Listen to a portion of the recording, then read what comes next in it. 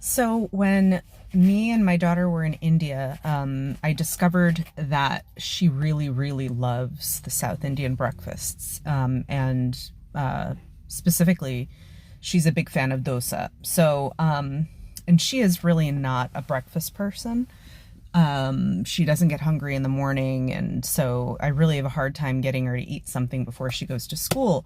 And she said to me that if I would make dosas in the morning, she would actually eat something before school. So we're going to try this out. I've just been to the Indian store, to the Indian grocery store, and I picked up what a lot of people are doing these days when they're making dosas at home.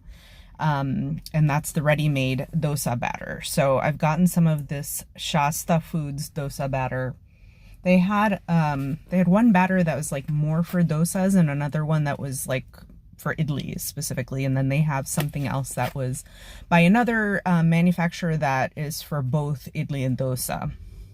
And because I'm assuming the grind might be different depending on whether you're making idlis or dosas.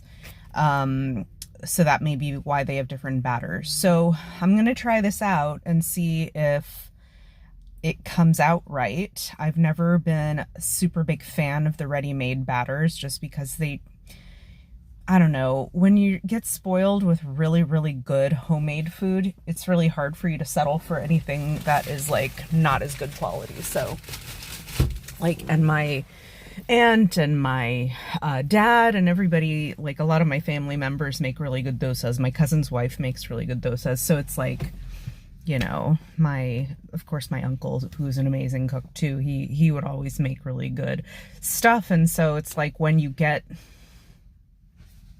something that's not as good as homemade, when you're used to really good homemade, it's hard to settle for it. But I'm going to try this out because I do not have a wet grinder at home. I need to buy one still.